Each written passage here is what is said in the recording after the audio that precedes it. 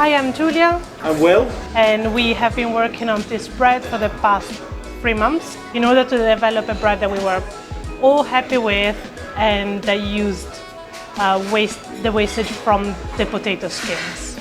Yeah, we basically worked out that the only thing that was really wasted in the kitchen that we had no other use for was some potato trimming from the boulangère, the skins for when we make roast potatoes on Sunday.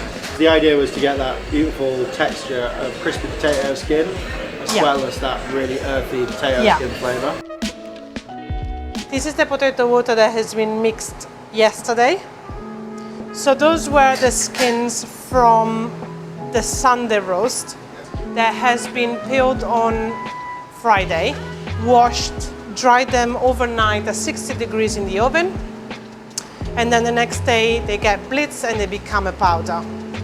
That powder gets mixed with water and left in the fridge for 24 hours. So I'm gonna go up and strain it.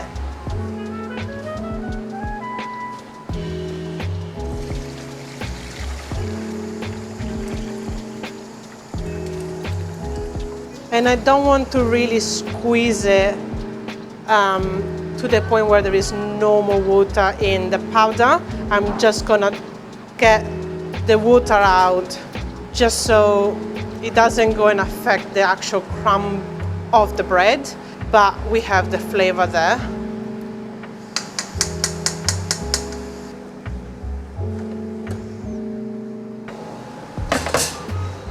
I'm just taking it to 26 degrees just to remove that really cold feeling to it. And meanwhile, I mix the different wild-farmed flours. So I use T110, T65 and T55. For example, T45 would be for cakes where there is a very low protein content and you've got that spongy crumb that you want in a cake. Whereas T65 is really strong, it's like a 13%. You need it in order to build your bubbles and your structure.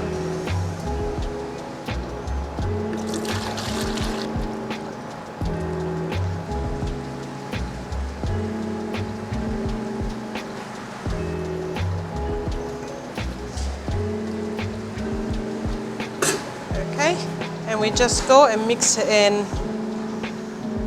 And all I'm looking for is to just mix the flour and water. I'm not creating anything, I'm not overworking it. It's just that the dough is gonna do its own thing for at least 45 minutes, if more, the more the better, really. And it's gonna help then the starter to settle in and create gluten then. This is the best moment, where it's messy. So something really important, you to always scrape where your bowl, your container, wherever you're doing the bread. You know, you make a recipe for a certain amount of loaves, and if those ones stay behind, then obviously you won't have enough. Right? And now it's gonna rest for 45 minutes. So I'm gonna pour in the starter that I weighed out. And I am just gonna mix it in without working it too much and let it rest for another 45 minutes. The starter is 100% hydration, so it's 1-1-1. 1 part of starter, 1 part of flour, 1 part of water. And we refresh it every day, so it's always actually ready to make bread. I took it out of the fridge about an hour ago. I could use it straight from the fridge and it's not a problem, but I just don't want to have a big difference in temperature between the dough and the starter. And I'm gonna give another 45 minutes to rest now before we add the salt in. We spoke about it and we decided to use Wildfarmed. The way they grow, the sustainability, the way they believe in what we believe in, it just worked. A lot of the flour that we use for bread isn't actually from England, right? So it's usually Canadian or from like Central Europe. Yeah. Whereas here we know exactly where it comes from. There is a very nice relationship with them, and yeah, they believe in the same things Fallow believes, I think. Right, so this is the dough after we added in the starter and after we added in the salt and more water. So at the moment is has an 85% hydration. As you can see, there are quite a lot of bubbles developing through, but there is no strength to it. So we're gonna start and do the first fold, and we go like this.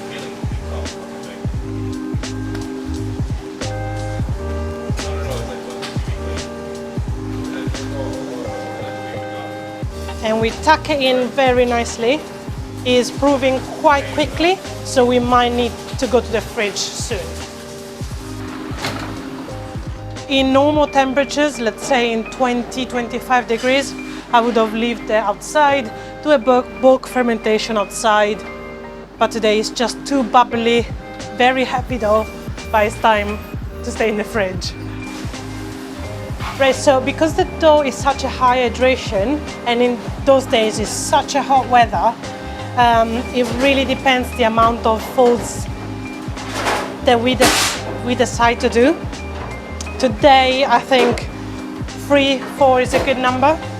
So this is gonna be my last fold before bulk fermentation, and then we can shape it.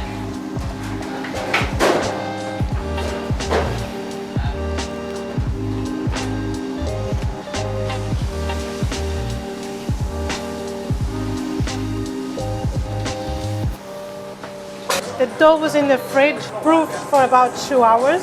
I cut 900 grams for each loaf, and this is called the lamination, so you stretch the dough as much as you possibly can without breaking it.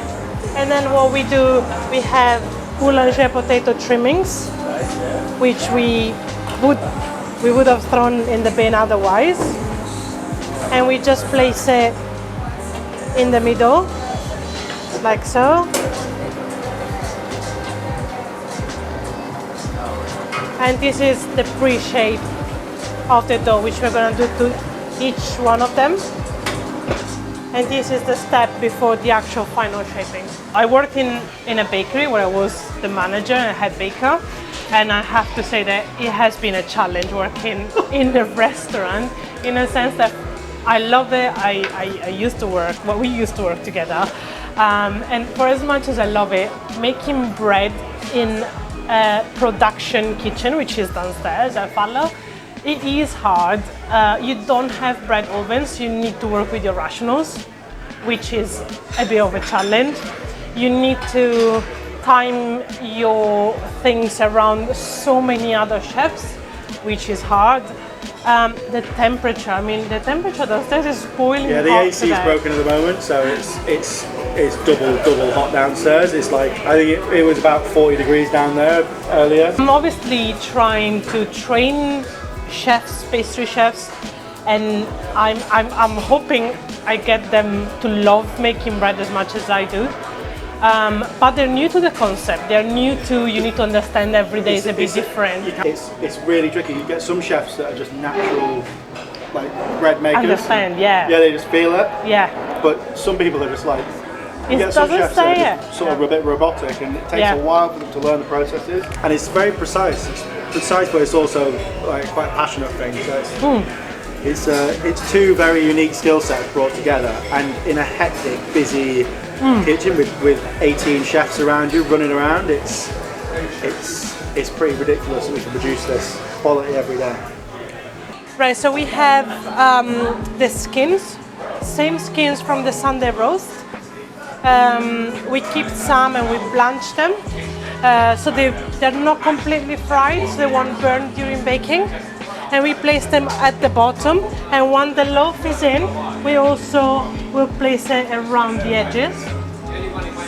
So now is the time to shape, and we do a very quick, tight shape, like so.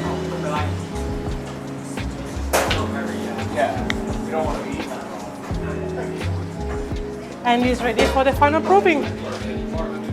It really depends on the temperature between an hour to 3.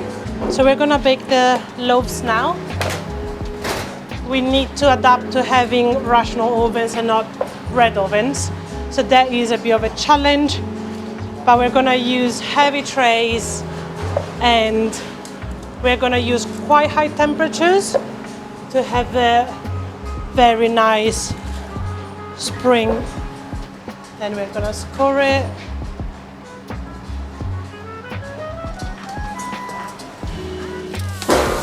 They be in for about 45 minutes to an hour at different temperatures. Right, so I start with 270, which is a very high temperatures, and then I'm gonna drop to 240, 210, and then we're gonna do the crust at 190.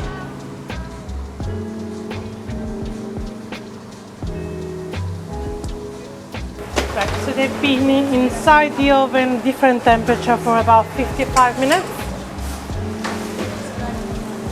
And what we are looking for is a nice color all around with a nice crunchy crust, and then obviously this sounds, and it's ready. I think we arrived to a product that we sat down, obviously we checked as well, and we were like, are you happy?